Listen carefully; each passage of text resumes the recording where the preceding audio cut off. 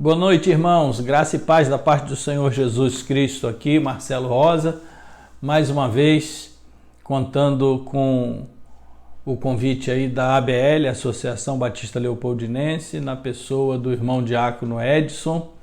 E nós estamos aqui dessa vez para colaborar um pouco com as igrejas e pastores que estão tendo alguma dificuldade com relação à eleição da nova diretoria para o ano de 2021. O fato é que algumas igrejas estão tendo dificuldades para realizarem as suas assembleias porque há uma limitação da presença dos membros nos cultos dominicais e no templo de modo geral. Então, algumas igrejas estão com dificuldades porque não conseguem reunir o número de pessoas suficientes para atingir o quórum estatutário e assim poder fazer a eleição da nova diretoria. Então, no vídeo desse dia, nós estaremos trazendo algumas sugestões, respondendo algumas questões que os pastores da Associação Batista Leopoldinense, através do irmão Edson, encaminharam solicitando algum esclarecimento. Que Deus abençoe a todos os irmãos e que nos dê graça para que nós consigamos vencer esse momento tão diferente que estamos vivendo.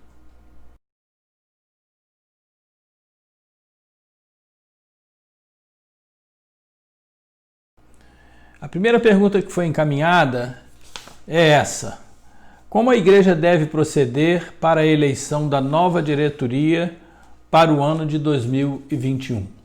Irmãos, a resposta a essa pergunta é a seguinte: a igreja deve proceder como sempre procedeu. A assembleia deve seguir as mesmas regras estatutárias.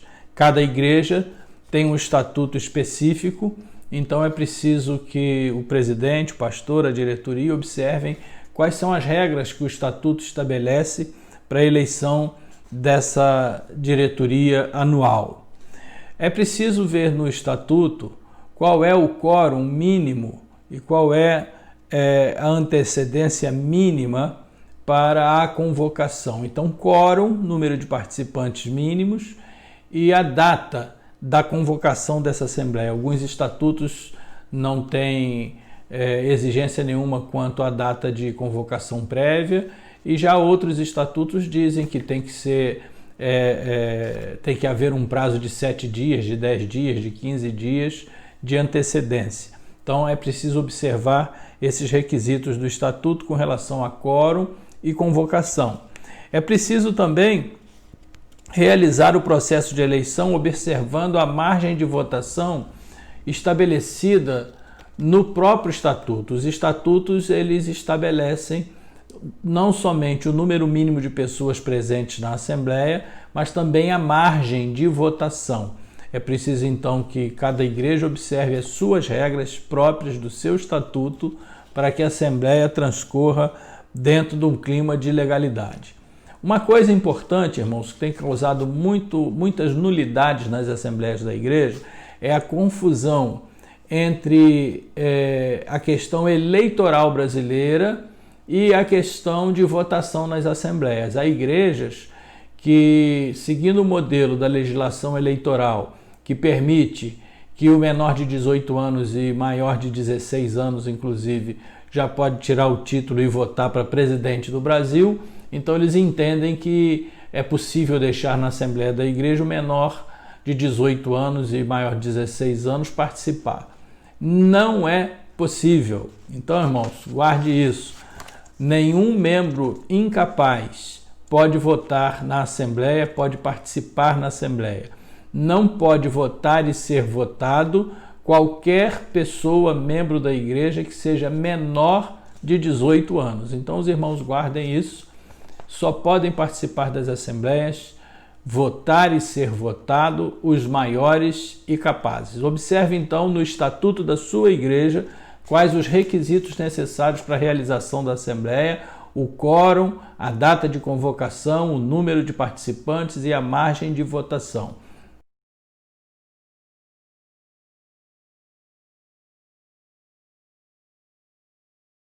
Considerando a vigência das regras de ouro, que impede a aglomeração de pessoas e restringe o número de presentes nos cultos, é possível realizar a assembleia de modo presencial?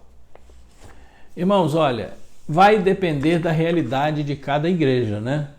Há igrejas que têm muitos membros, há igrejas que têm poucos membros. Olhando o estatuto e olhando o número de membros da igreja, se for possível reunir presencialmente um número de membros suficientes para atingir a margem de quórum e margem de votação, então a igreja poderá realizar a sua assembleia de modo presencial sem maiores problemas.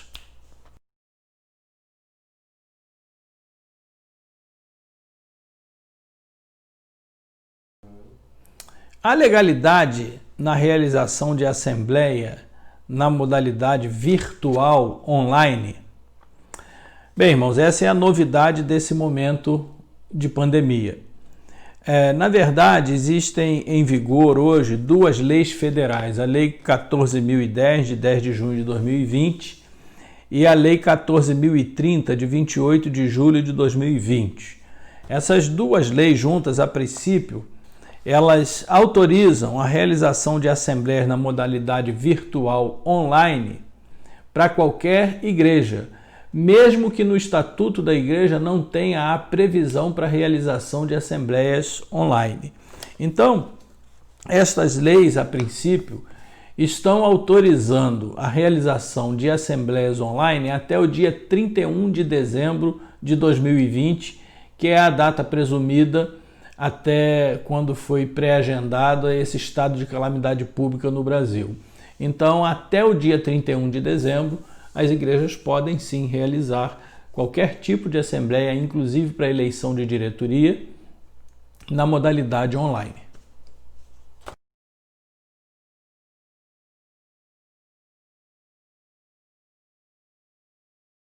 É possível realizar as assembleias na modalidade híbrida? Este procedimento é legal? Bem, irmãos, na verdade, não há nenhuma legislação falando de assembleia híbrida. Esse termo, assembleia híbrida, é o apelido que se criou para as assembleias que são ao mesmo tempo presenciais e ao mesmo tempo online. Como é isso? Bem, a igreja realiza a assembleia num determinado domingo e recebe presencialmente o número de membros que tiver autorizado pelo decreto de ouro, né?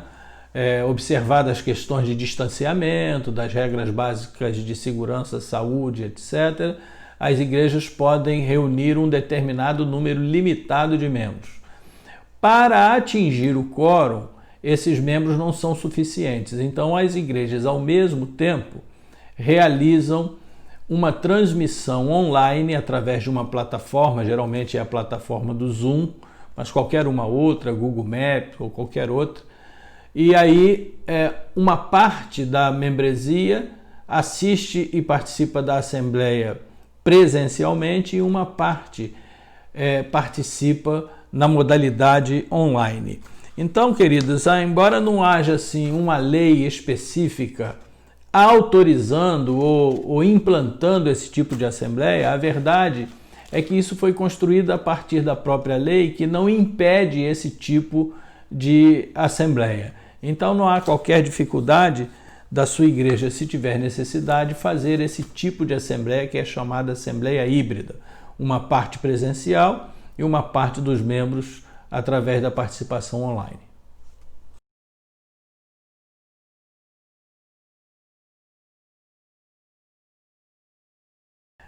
A carta de convocação ou edital deve mencionar que a assembleia também será na modalidade online? Bem, então aqui trata-se da hipótese da igreja que optou por fazer essa assembleia chamada de assembleia híbrida, né? E aí ele está perguntando, a carta ou o edital devem mencionar sim. A carta e o edital devem conter todas as orientações para esclarecer bem a toda a membresia da igreja sobre a assembleia que vai realizar e não deixar de incluir, além da ordem do dia, a data, o horário, o local, a informação se ela vai ser também virtual. E se for virtual, já trazer também a informação qual vai ser a plataforma e qual vai ser o código de acesso para aquelas pessoas que vão participar na modalidade virtual, ok? Bem, se no edital de convocação há essa necessidade de mencionar que vai ser também virtual a Assembleia, a mesma exigência não é necessário com relação à ata. Nas atas, não há necessidade de lançar qual foi a modalidade, só é necessário lançar aquelas coisas bem básicas, né? Apenas registrar o quórum dos participantes e registrar as decisões aprovadas na Assembleia. Se a direção da igreja, porém, optar por mencionar na ata que ela foi realizada na modalidade remota, online ou híbrida, então é preciso que na ata seja informada com riqueza de detalhes. Inclusive, se for na modalidade online, colocar inclusive a legislação que deu base e que autorizou esse tipo de realização da Assembleia, ok?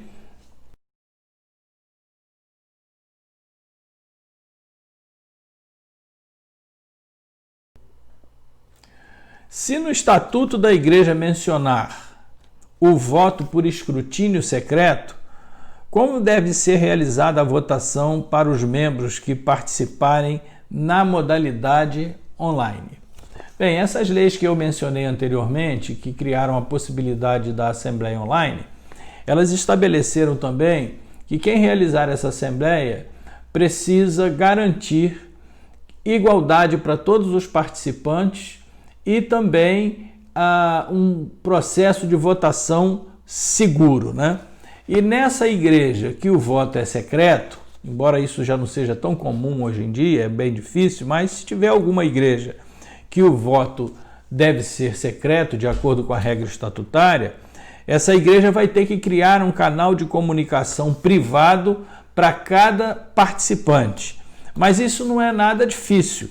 Ela deve apenas declinar o voto e podendo ser através de um chat, através de um e-mail, através de um WhatsApp, uma mensagem de texto no celular, por videoconferência, por telefone ou qualquer outro meio seguro que dê para identificar o votante e qual o resultado do seu voto. Como aqui está mencionando na pergunta a questão do escrutínio secreto, então eu acho que nesse caso a igreja deverá ter uma comissão escrutinadora e esse voto ser direcionado só a essa comissão escrutinadora.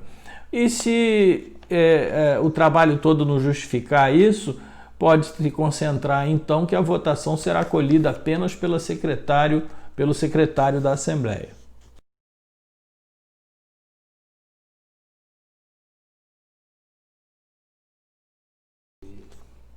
Como equacionar, nesse caso, a questão da relação de presença? Bem, aqui a gente tem que adaptar um pouco, né? Nesse caso, a relação de presença não vai ser mais relação de presença, mas relação de participantes. E como é que isso acontece? Bem, aquelas pessoas que comparecerem no templo e presencialmente estiverem participando da Assembleia, elas não terão maiores dificuldades de assinar num livro de presença. E as pessoas que estão participando na modalidade virtual terão seus nomes lançados nesse mesmo livro pelo secretário da Assembleia, de modo que no transcorrer da Assembleia, no final dela, se saiba o nome de todas as pessoas que participaram, que votaram, que foram votadas.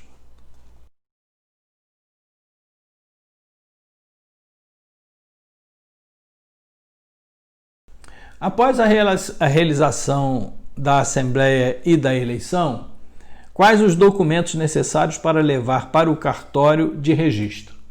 Bem, irmãos, os mesmos de sempre. Hoje, para você registrar uma ata, você precisa preencher o formulário de apresentação de documentos para registro do cartório do Registro Civil das Pessoas Jurídicas. É um formulário que você pode baixar ele pelo site do cartório e ele deve ser preenchido, datado e assinado pelo presidente da Assembleia. tem que ser acompanhada da minuta da ata. A minuta da ata não precisa ser escrita em letras cursivas, ela pode ser digitada e impressa numa impressora e apenas acompanhada da assinatura do pastor presidente ou do presidente, ainda que não seja pastor, e do secretário da Assembleia. Um terceiro documento necessário vai ser a lista nominal dos presentes. A lista nominal dos presentes não precisa ser a lista de assinaturas, é só uma relação do nome de todas as pessoas que participaram. Quem participou presencialmente, quem participou na modalidade online, o nome de todas essas pessoas vão ser lançados numa lista que vai com a data da Assembleia e vai assinado só pelo presidente e pela secretária. E por último, a gente tem que acrescentar, embora não seja uma exigência, é o edital de convocação. Se fez edital de convocação, se fez carta de convocação, convém então colocar uma cópia desse edital, dessa carta, junto com os documentos que vão ser levados a registro.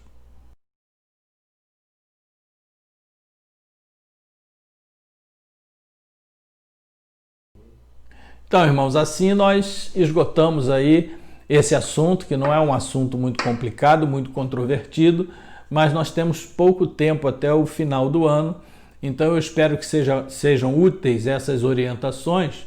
E eu queria dizer aos irmãos que talvez uma ou outra igreja, um ou outro pastor pode ter uma questão mais difícil ou de alguma orientação específica. Eu me coloco à disposição.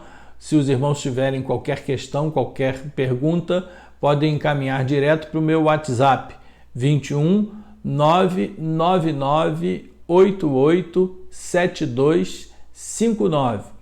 E se tiverem alguma dificuldade, podem encaminhar a mensagem através do irmão diácono Edson, que ele fará chegar até mim. Deus abençoe vocês. Eu espero que esse tempo difícil passe logo e que daqui a pouco voltem todas as coisas ao normal. Deus abençoe a sua igreja. Deus abençoe a ABL.